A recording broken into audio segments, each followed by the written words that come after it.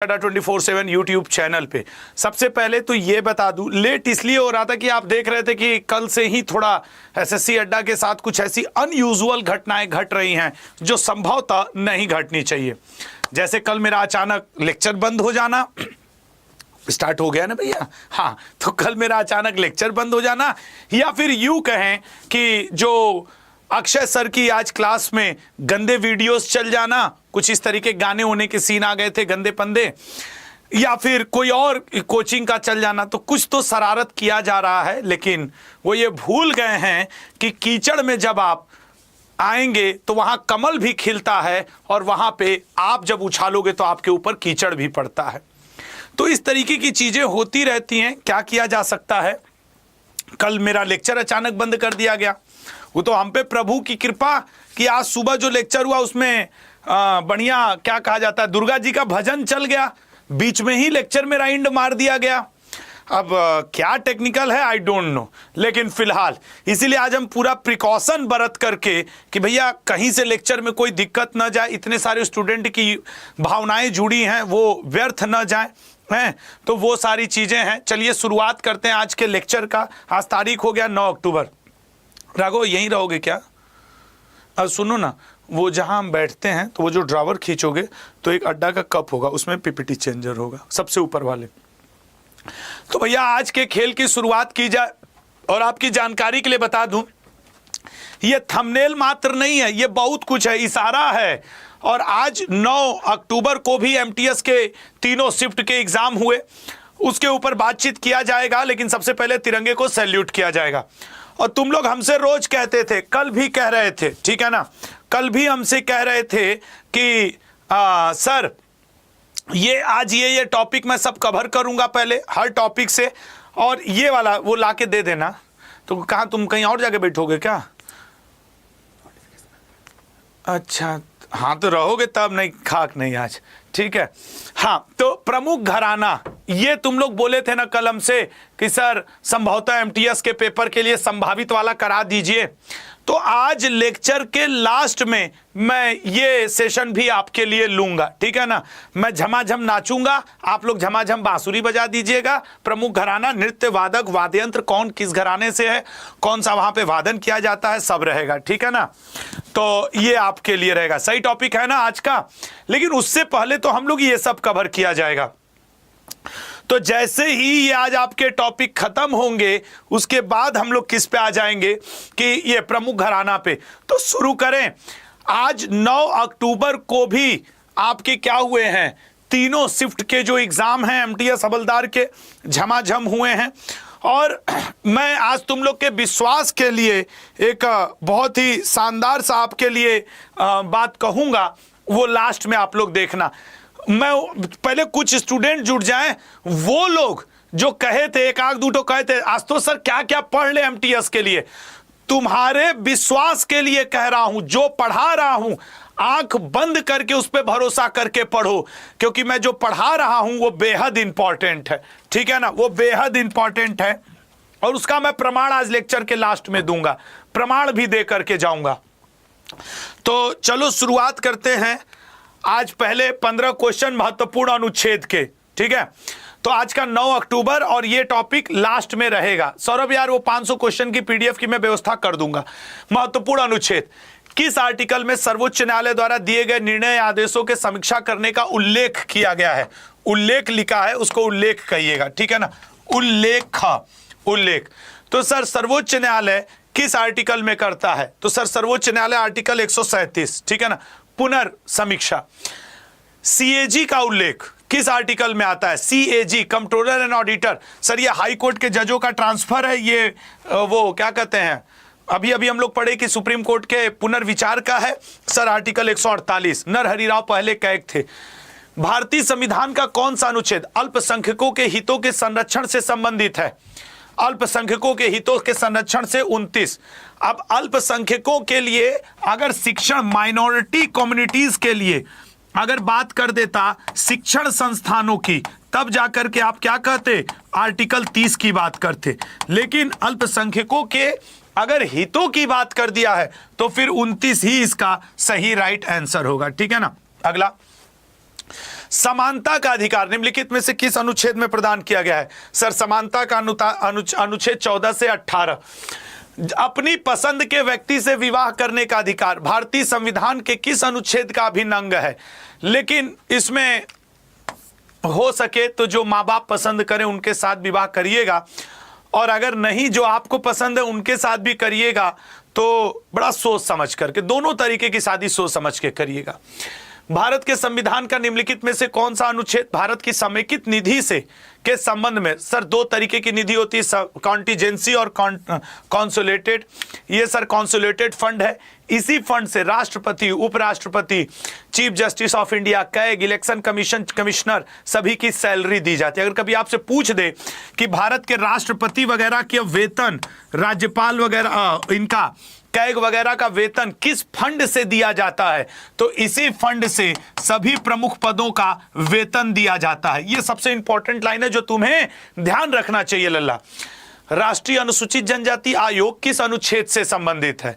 तो सर अच्छा, ये कुछ क्वेश्चंस कट रहे हैं ना, यहां पे क्वेश्चंस कट रहे हैं कैमरे की वजह से, मैं इसको सही करवा। देखो ना, थोड़ा यहां नहीं, न्यायालय का यह कट गया है, इधर फॉर का आर कट गया है, मैं सही करवा रहा हूं। राइट आंसर इसका क्या बनेगा? अनुच्छेद 231, 2 या 2 से अधिक, ठीक है ना।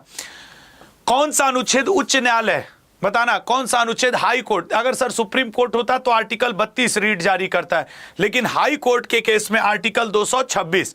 भारतीय संविधान का निम्नलिखित में से कौन सा अनुच्छेद राज्यपाल को अध्यादेश जारी करने की शक्ति देता है? Sir article 213। राष्ट्रपति का होता तो 123। ये कैमरे से ये कट रहा है, ठीक है ना, उसको थोड़ा सा वो कर लो।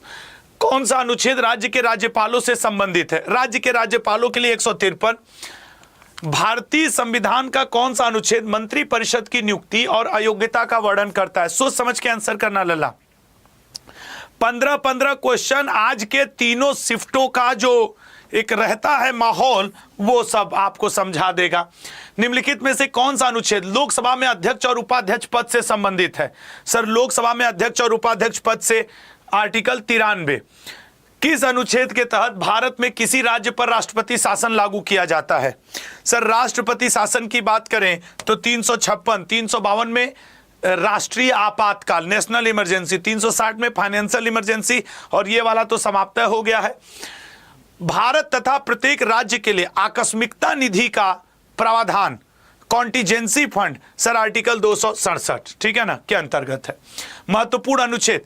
अच्छा, मैं आज आप लोग जितने लोग यहां मुझे देख रहे हो, आज लास्ट में मैंने द 10 मिनट शो इसके ऊपर रखा हुआ है, क्योंकि पूरे MTS SSC में ये खूब छाया हुआ है। तो वैसे द 10 मिनट शो मैंने इसके ऊपर रखा हुआ है। वैसे एक चीज आज तुम लोग को 2 मिनट के लिए बताना चाहूंगा।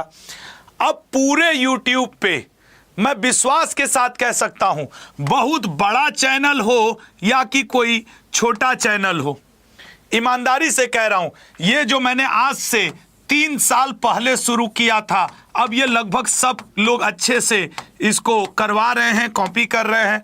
और मुझे कई बार कहा जाता है कि सर ये वाला चैनल आपका पढ़ा रहा है, ये वाला आपका डाल दिया। अच्छी बात है ना यार, पढ़ाई में कॉपी नहीं होता, सबको करने दो, सबका अधिकार है। इस पे मेरा कोई, हालांकि स्टूडेंट्स ने कॉपीराइट दिया है, लेकिन अगर लोगों को ये देर में ही सही, लेकिन समझ में आया कि यार कम समय में अच्छा कंटेंट देना जरूरी है, आंसू के द 10 मिनट शो को फॉलो करो, तो मुझे कोई आपत्ति नहीं है। मैं दिल से कह रहा हूं, मुझे कोई आपत्ति नहीं है कि कई चैनल वाले इसको फॉलो कर रहे हैं, थोड़ा बहुत नाम बदल देते हैं, हेडिंग बदल देते हैं, लेकिन मैं आप सबको धन्यवाद देना चाहूंगा कि आप लोग अच्छी चीज फॉलो करना शुरू किए हैं। इसलिए अगर आपको कभी ये लगे कि आशुतोष को ऑब्जेक्शन होगा, नहीं दोस्त, मुझे कोई ऑब्जेक्शन नहीं है। ये जो मैंने 3 साल पहले मुहिम चलाई, आप लोग उसको आगे बढ़ा रहे हैं, अच्छी चीज है। अच्छी चीज कॉपी करनी चाहिए। कभी मुझे कुछ अच्छा मिला तो मैं भी करूंगा। इसलिए मैं YouTube के माध्यम से आप सभी YouTube चैनल के उन फैकल्टीज को कहना चाह रहा हूं कि दोस्त मेरे, भाई बहन, अगर आप द 10 मिनट शो नाम से कॉपी कर रहे हैं, बना रहे हैं, तो ये अच्छी पहल है, इसको कंटिन्यू रखिएगा, रोकिएगा मत, ठीक है ना, प्लीज मत रोकिएगा, स्टूडेंट का इसमें भला होता है। फिलहाल ये मेरा एक मैसेज था यार, मेरे पास इंस्टा फेसबुक नहीं है कि मैं लोगों को इन्फॉर्म करूं, ये मेरा एक मैसेज था, ठीक है ना। चलिए अगले पॉइंट पे आते हैं। भवई किस राज्य का नृत्य है? भवई सर जो नृत्य है वो गुजरात का है। कालबेलिया किस राज्य का नृत्य है? कालबेलिया किस राज्य का नृत्य है? तो कालबेलिया किस राज्य का नृत्य है? राजस्थान। पिछली बार के एमटीएस में कई बार पूछा था और इस बार का मैं मुंह से बोल नहीं सकता क्योंकि एग्जाम एनालिसिस है। झूमर, देखो झूमर घूमर थोड़ा थोड़ा सा का डिफरेंस है और इसका राइट आंसर है हरियाणा। झूमर, हमने घूमर नहीं बोला है, झूमर बोला है। नेक्स्ट, चेराव नृत्य किस राज्य से संबंधित है? चेराव, सर चेराव नृत्य मिजोरम से। कुम्मी नृत्य किस राज्य से संबंधित है? कुम्मी नृत्य, तो सर कुम्मी नृत्य आपके तमिलनाडु से। रऊफ नृत्य किस राज्य से संबंधित है? रऊफ, तो सर रऊफ संबंधित है जम्मू और कश्मीर से। कथक किस क्षेत्र का शास्त्रीय नृत्य है? कथक, तो सर कथक शास्त्रीय नृत्य है उत्तर भारत का, खास करके उत्तर प्रदेश में कथक बहुत अच्छे से होता है। आज 9 अक्टूबर को, आज 9 अक्टूबर हो गया ना, तीनों शिफ्ट का एमटीएस का पेपर अगर आपके पास हो तो तुम देख लेना कि लेवल क्या था, लेवल क्या था तुम जरूर चेक करना। डोलू कुनीथा नृत्य किस राज्य का है? सर कर्नाटक का है। किस घराने में?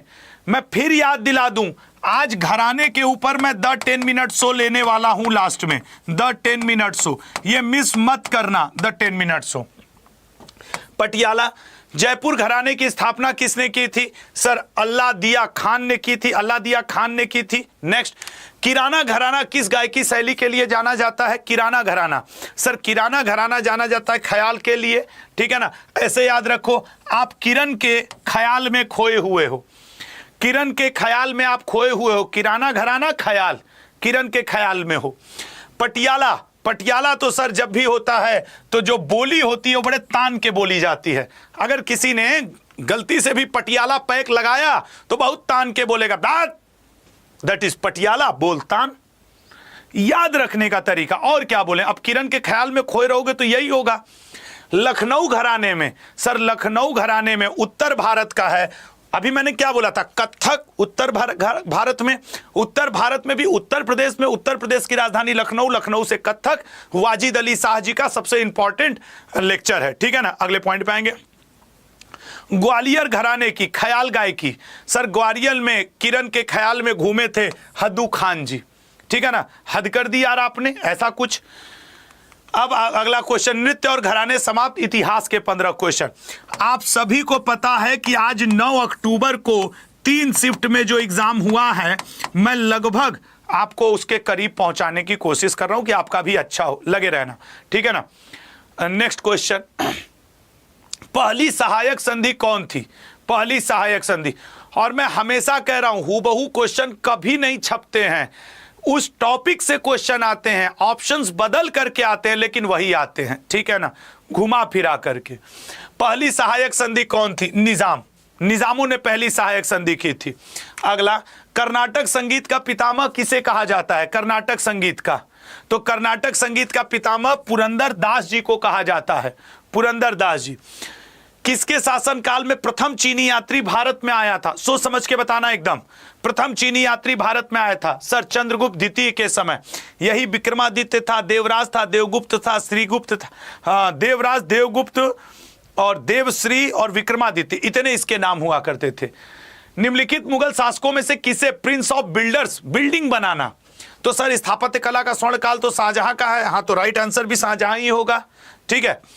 अगला, सिख समुदाय के अंतिम गुरु कौन थे? सर 10वें गुरु हुए थे आपके गुरु गोविंद सिंह जी, ठीक है ना, गुरु गोविंद सिंह जी। कुचिपुड़ी नृत्य कहां आरंभ हुआ है? कुचिपुड़ी नृत्य कहां आरंभ हुआ है? Sir Kuchipudi, B option, Andhra Pradesh. चित्रकला की गांधार शैली का सूत्रपात किसके द्वारा किया गया था? गांधार, सर गांधार शैली महायान संप्रदाय के द्वारा।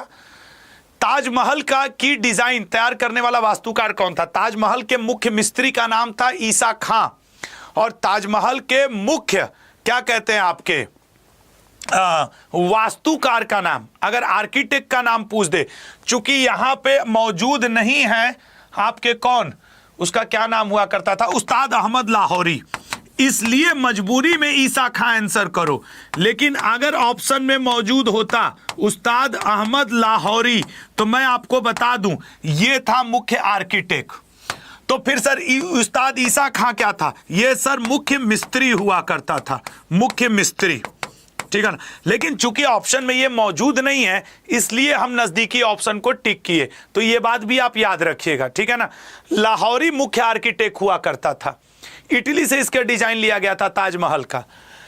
बौद्धों के विश्वास के अनुसार गौतम बुद्ध का अगला अवतार किसे माना जाता है? माना गया है सर वो कल्कि के रूप में होगा।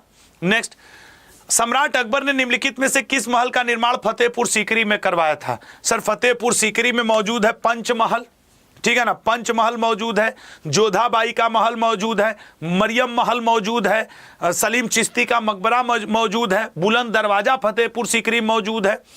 कुतुब मीनार के पास स्थित लौह स्तंभ किस राजा ने बनवाया था? सर ये गुप्त वंश वालों का है और ये बनवाया था आपके किसने? चंद्रगुप्त द्वितीय ने। स्वामी दयानंद सरस्वती ने किस समाज की स्थापना की थी? तो सर स्वामी दयानंद सरस्वती ने आर्य समाज की। देखो हर टॉपिक से 15 क्वेश्चन करवाता हूं और इन टॉपिक का एक इशारा होता है कि जैसे क्वेश्चन पढ़ा रहा हूं आज के 3 शिफ्ट में समावेश उन्हीं टाइप का रहा, अगले शिफ्ट के लिए आप तैयार रहें। इबादत खाना अकबर ने बनवाया, इसका मतलब है मैं कहीं ना कहीं कहना चाह रहा हूं कि अकबर के निर्माण पढ़ के जाना। आज नोटिस करो अकबर के मैंने 3 क्वेश्चन प्रैक्टिस करवाए, तो मेरी क्लास में अब वही दिमाग लगा के पढ़ पाएगा जो समझ जाएगा कि सर एक्चुअली क्या कहना चाह रहे हैं। बेवकूफ नहीं हूं कि आज के 15 क्वेश्चन में अकबर के मैंने 4 क्वेश्चन डाल दिए हैं, मुगल के मैंने 7 डाले हैं, गिने हुए हैं सब, क्योंकि मुझे पता है कि आज के 3 शिफ्ट में हुआ क्या। बस मैं मजबूर हूं कि मैं वो क्वेश्चन नहीं बोल सकता हूं। भारत की प्रथम महिला शासिका बनी थी? सर वो रजिया बेगम, उम्दतुल निस्वा इसकी उपाधि थी, कैथल में इसका मकबरा है। टीपू सुल्तान कहां का शासक था? सर टीपू सुल्तान मैसूर का था। अब ये खत्म होने के बाद खेल से मैं तुम्हें अभी बता दे रहा हूं, तुम लोग आधे लोग हो ना, ये मैं झूठ नहीं बोलूंगा, ये मेरा मोबाइल है, ये मैंने इसका स्क्रीन चल भाई चेहरे से ही खुल जा, ये मैंने ओपन किया, मैं अपना तुम्हें व्हाट्सएप ओपन करके दिखा रहा हूं। हमारे टेलीग्राम के हेड जो हैं उनका नाम है रूपेंद्र, वो अगर तुम लोग को दिख रहा हो तो यहां पे 3रे नंबर पे उन्होंने मैसेज किया है। मैं जान रहा हूं, देखो ये स्क्रीनशॉट जैसा लग रहा है ना, इनके चैट में इन्होंने स्क्रीनशॉट भेजा है। मुझे पता है बहुत क्लियर नहीं दिख रहा होगा, लेकिन ये स्क्रीनशॉट भेजा इन्होंने।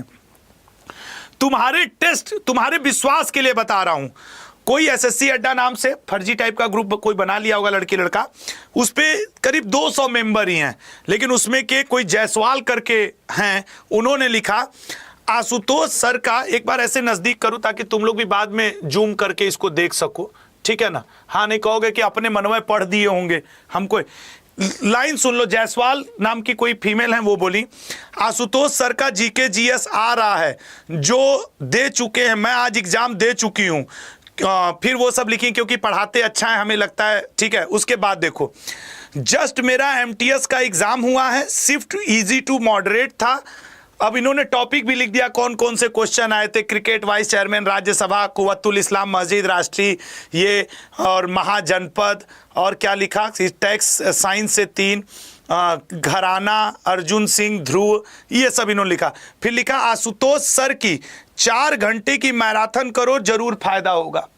ये मुझे मेरे टेलीग्राम वाले ने मैसेज किया कि सर आपकी बढ़ाई हो रही है अलग अलग टेलीग्राम ग्रुप पे, मुझे अच्छा लगा तो मैंने आपके साथ शेयर। और इसलिए नहीं कि तुम मेरा सुनो, मेरा लेक्चर लो, ना विश्वास हो तो मत लो, लेकिन मैं ये तुम्हारे ट्रस्ट के लिए मैं दिखा रहा हूं, ये तुम्हारे ट्रस्ट के लिए दिखा रहा हूं, ठीक है ना, कि ट्रस्ट करो, पढ़ो, आ रहे हैं क्वेश्चन। खेलो India para games first edition second winner, ठीक है हो गया। कुछ लोग इसको ऐसे भी ले सकते हैं कि आशुतोष सर अपनी बात बता रहे, नहीं लल्ला, मैं कसम खा के कह रहा हूं कि मैं ये तुम्हारे ट्रस्ट के लिए बताया हूं ना। मैं कभी किसी स्टूडेंट के सफल होने का क्रेडिट लेना चाहता हूं ना, आगे कभी लूंगा ना, ये कहूंगा कि मेरा पढ़ाया आया, ठीक है ना। आओ, महिला प्रीमियर लीग किस खेल से संबंधित है? महिला प्रीमियर लीग, सर महिला प्रीमियर लीग आपके किससे संबंधित है? तो ये जाहिर सी बात है सर, ए ऑप्शन क्रिकेट से। 30 सितंबर का पेपर उठा के देखना, कुछ इस तरीके का मिल जाएगा। बैडमिंटन में कितने खिलाड़ियों की आवश्यकता होती है? सर बैडमिंटन में 2। रोम स्टेडियम किस खेल से जुड़ा हुआ है? रोम स्टेडियम, रोम स्टेडियम, रोम स्टेडियम एथलेटिक्स से। फुटबॉल के पहले विश्व कप विजेता कौन थे? फुटबॉल के, सर फुटबॉल पहला जो 1930 के पास हुआ था, पहला उरुग्वे ने जीता था। टेबल टेनिस का आविष्कार किस देश में हुआ था? टेबल टेनिस का इंग्लैंड में। किसने भारत के लिए पहला व्यक्तिगत ओलंपिक पदक जीता था? पहला व्यक्तिगत ओलंपिक पदक, सी ऑप्शन, खासाबा जाधव ने, केडी जाधव, नाम सुने होगे ना, के जाधव, केडी जाधव। निम्न में से कौन टेनिस के प्रसिद्ध खिलाड़ी हैं? सर टेनिस के प्रसिद्ध खिलाड़ी इसमें से, हाँ ये फेडरर है। क्रिकेट, फुटबॉल, हॉकी, 3 लोग तो यही हैं। ओलंपिक खेलों की शुरुआत कहां से हुई थी? ग्रीस से। डूरंड कप किस खेल से संबंधित है? फुटबॉल से। बास्केटबॉल का आविष्कार किस देश में हुआ था? बास्केटबॉल, सोचो बोलो सर। संयुक्त राज्य अमेरिका। फुटबॉल का, क्रिकेट का इंग्लैंड में हुआ था। हॉकी का इंग्लैंड में हुआ था शुरुआत। Thomas cup, sir Thomas cup हो या उबेर कप, दोनों संबंधित है बैडमिंटन से, और 2024 वाला दोनों का विजेता चीन है। थॉमस कप पुरुष खेलते हैं, उबेर कप महिला खेलती हैं। 2024 दोनों का विजेता चीन है। कबड्डी में कितने खिलाड़ी होते हैं? कबड्डी में सर 7 खिलाड़ी होते हैं। शतरंज का आविष्कार किस देश में हुआ था? वैसे शतरंज का आविष्कार भारत में हुआ था। राइडर कप किस खेल से संबंधित है? सर राइडर कप संबंधित है गोल्फ से। किस देश ने सबसे पहले क्रिकेट खेला था? किस देश ने सबसे पहले क्रिकेट खेला था? सर सी ऑप्शन, इंग्लैंड ने। खेल समाप्त। महत्वपूर्ण किताबें, ऐसा कोई दिन नहीं जा रहा है जब एमटीएस में संभावित में किताब और किताब के लेखक नहीं आ रहा है। समझ रहे हो ना? तो प्लीज केयर अबाउट इट। और जैसे क्वेश्चन प्रैक्टिस करा रहा हूं, इसका मतलब है कि मॉडर्न इंडिया की किताबों को थोड़ा अच्छे से पढ़ के जाओ। सरोजनी नायडू ने इसमें कौन सी किताब लिखी है? Broken wings, golden threshold. निम्नलिखित में से किस लेखक ने द डार्क रूम लिखा है? आर के नारायण ने। अमृता प्रीतम ने इसमें से कौन सी किताब? सर अमृता प्रीतम की कागज थे कैनवास है। इनकी एक और किताब है 49 डेज भी। अगला, निम्नलिखित में से किस लेखक ने डिवाइन लाइफ नामक पुस्तक लिखी है? Divine life, sir divine life पुस्तक लिखा है स्वामी शिवानंद ने। निम्न में से किस लेखक ने द लाइफ डिवाइन पुस्तक लिखी है? द लाइफ डिवाइन लिखा है श्री अरबिंदो ने। निम्नलिखित में से किस लेखक ने India after Nehru? Sir India after Nehru लिखा है कुलदीप नैयर ने। थोड़ा तेज पढ़ाना पड़ेगा, ये बात तो जान लो। सुमित्रा नंदन पंत ने निम्नलिखित में से कौन सी पुस्तक लिखी है?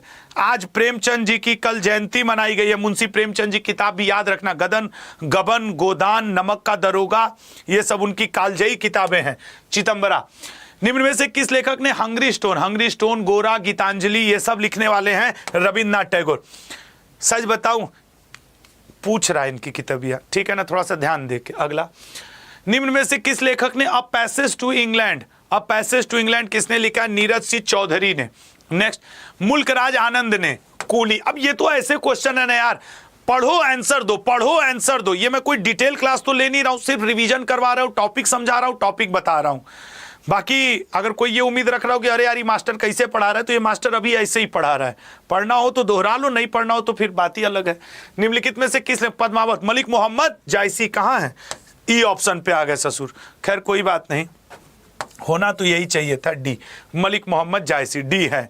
ठीक है। नेक्स्ट, निम्नलिखित में से किस लेखक ने अकबरनामा अबुल फजल ने लिखा? इसी किताब का जो लास्ट है पेजेस, उनको आईने अकबरी कहा जाता है। अमरकोश अमर सिंह ने लिखी है। सर किस ऑप्शन पे? D option, Amar Singh. भावभूति ने उत्तर रामचरित लिखा है सर। बाणभट्ट ने कादंबरी लिखा है सर, और बुक एंड ऑथर। महत्वपूर्ण जनजातियां, मैं हर वही टॉपिक करवाता हूं जो 3 शिफ्ट से संबंधित रहते हैं, ये बात याद रखिएगा मेरी क्लास में। आवो जनजाति संबंधित है, किससे है आवो जनजाति संबंधित? सर असम से। नहीं पता होगा तुम में से मैक्सिमम को, नहीं पता होगा। खा लो कसम से वाला नहीं आया, नवदीप सिंह वाला, खाओ मां कसम, तो कसम से नहीं पता है। गोंड जनजाति का निवास क्षेत्र, सर दिए गए ऑप्शन में यदि देखें तो आंध्र प्रदेश, ठीक है ना, आंध्र प्रदेश। कुकी जनजाति, सर कुकी और मैती अभी बहुत चर्चा में रही है मणिपुर में, शायद इसलिए इस क्वेश्चन का। सबसे बड़ी जनजाति, सर ये तो जनगणना पे, लेकिन लेटेस्ट जो है वो भील चल रही है, नहीं तो गोंड भी कम नहीं है संख्या में। मौसमी प्रवास, कौन सी जनजाति मौसमी प्रवास से संबंधित है? बताओ मौसमी प्रवास से, ठीक है ना, मौसमी प्रवास से भोटिया, ठीक है ना, भोटिया। चेन्नू जनजाति किस प्रदेश की निवासी है? चेन्नू जनजाति जो निवासी है आंध्र प्रदेश। ओरांव जनजाति किस राज्य से संबंधित है? ओरांव का संबंध है झारखंड से। टोडा तमिलनाडु से। झारखंड राज्य की सबसे बड़ी जनजाति उरांव, मुंडा, हो, संथाल। और संथाल उनथाल ऐसी हैं, ये एक ही राज्य में नहीं है कि सिर्फ झारखंड में है, उड़ीसा में भी संथाल हैं, छत्तीसगढ़ साइड भी कुछ संथाल पाए जाते हैं। तो ये कतई मत सोचना कि खाली उड़ीसा में संथाल हैं, ठीक है ना, कि राष्ट्रपति द्रौपदी मुर्मू वहां से उड़ीसा से, तो उड़ीसा ही है। गारो जनजाति, सर गारो खासी जयंतिया तीनों मेघालय में जनजातियों के नाम है और इन्हीं के नाम पे पहाड़ियां भी हैं। बोडो, बोडो कहाँ के हैं सर? बोडो हैं आपके गारो पहाड़ी के। निम्नलिखित स्थानों में से कहाँ सोमपैन, सोमपैंग, ओंग, जारवा और आपके सेंटलीज सब अंडमान निकोबार में, उसमें भी सोमपैन निकोबार द्वीप समूह। सहरिया जनजाति, सहरिया जनजाति कहाँ पाई जाती है सर? सहरिया जनजाति राजस्थान। जारवा, अरे अभी तो बात हुआ है सर कि जारवा अंडमान में, सेंटलीज अंडमान में, ओंग अंडमान में और सोमपैन अंडमान निकोबार में। यही अधिसूचित जनजाति नहीं पाई जाती। किस राज्य में आपके एसटी नहीं पाए जाते सर? एक भी एसटी आपको हरियाणा में एसटी नहीं पाए जाते जनरली, ठीक है ना, दिए गए ऑप्शन के हिसाब से। महत्व वाद्य यंत्र, आज मैं अभी थोड़ी देर में आपके लिए द 10 मिनट शो भी लूंगा प्रमुख घरानों पे, क्योंकि ऐसा हर तरफ है कि मेरे तो हाथ पांव और मुंह बंधे हुए इस मैटर में कि मैं एग्जाम एनालिसिस नहीं कर सकता एमटीएस का, खास करके आज भी 9 अक्टूबर है, 3 शिफ्ट में हुआ ही, लेकिन घराना पढ़ के जाओ, बस इतना ही मैं कहना चाहूंगा, ठीक है ना। तो अब क्या ही इसके आगे बोलूं। कौन कलाकार बांसुरी वादन के लिए प्रसिद्ध है सर? बांसुरी वादन के लिए हरिप्रसाद चौरसिया। उस्ताद अल्लाह रखा खां किस वाद्य यंत्र से प्रसिद्ध हैं सर? उस्ताद अल्लाह रखा खां तबला। सितार के महारथी, सितार, सर सितार कोई अच्छा नहीं बजा पाएगा पंडित रविशंकर जी से अभी तक। सहनाई वादन, बिस्मिल्लाह खान की ख्याति है, किस प्रकार का है सर? सहनाई वादन आपके वायु नहीं, ऐसे सहनाई लेके उसमें फूकते हैं वायु। उस्ताद अमजद अली खान, सर उस्ताद अमजद अली खान का संबंध किससे है? सरोद से।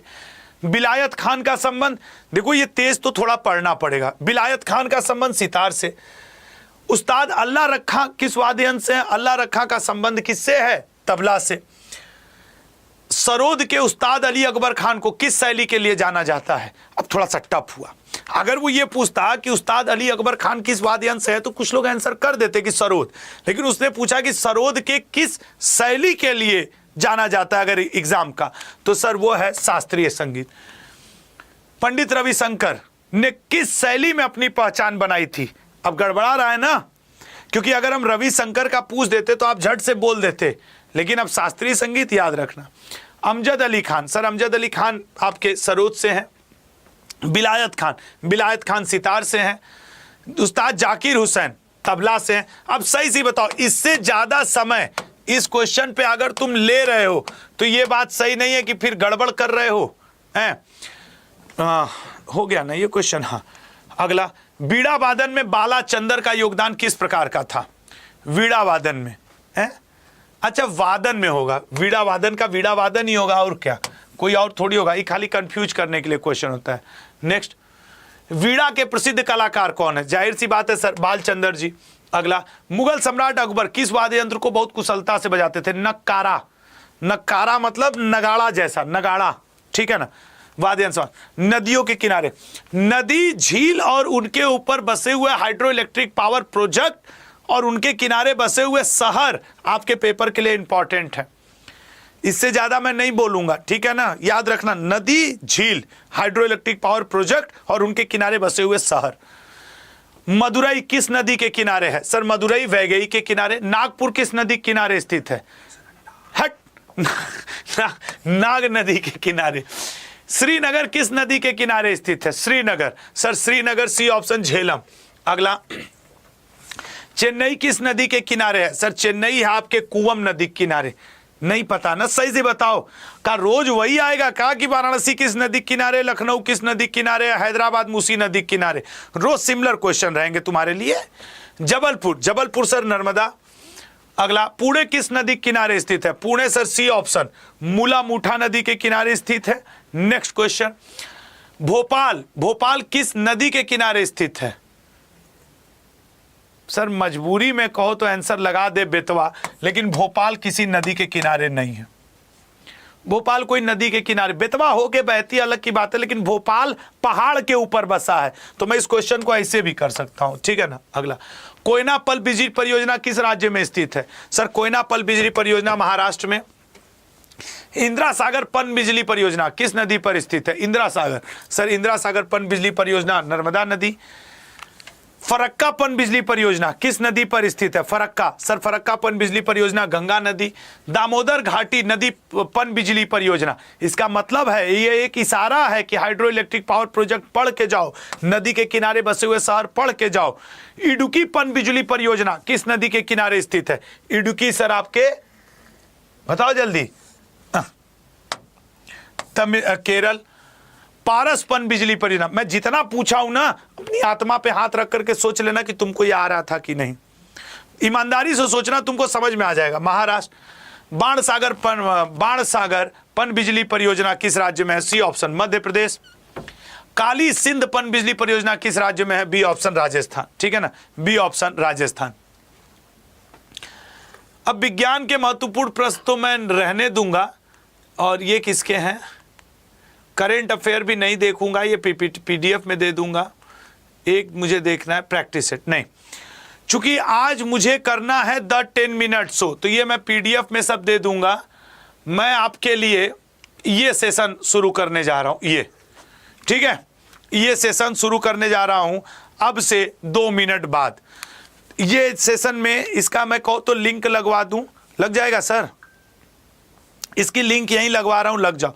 और जितने लोग सचमुच पेपर अच्छे से देना चाहते हो, एमटीएस के टेस्ट सीरीज की लिंक लगी है, 49-50 रुपए की टेस्ट सीरीज है, Y182S, ये कूपन कोड लगा करके आप चाहें तो उस टेस्ट सीरीज को लेकर के अपनी प्रैक्टिस कर सकते हैं, ठीक है ना, उस प्रैक्टिस कर सकते हैं। वो टेस्ट सीरीज की लिंक आपके चैट बॉक्स में पिन है। मैं जा रहा हूं आपको प्रमुख घराना अभी तुरंत करने। जितने लोग यहां हो 7-7,500 लोग ना, मैं 9 अक्टूबर को कह रहा हूं कि ये तुम्हारे लिए इंपॉर्टेंट बनेगा। और इस क्लास की पीडीएफ आपको 1-2 घंटे बाद लेक्चर के नीचे डिस्क्रिप्शन बॉक्स में मिल जाएगी, ठीक है सर? लगा दिया लिंक, आपके लिए लिंक लग रहा है, अभी लग जाएगा, ठीक है ना, अभी लग रहा है, लग जाएगा। तो जस्ट आपके लिए अब आप देखो लिंक लग गई है।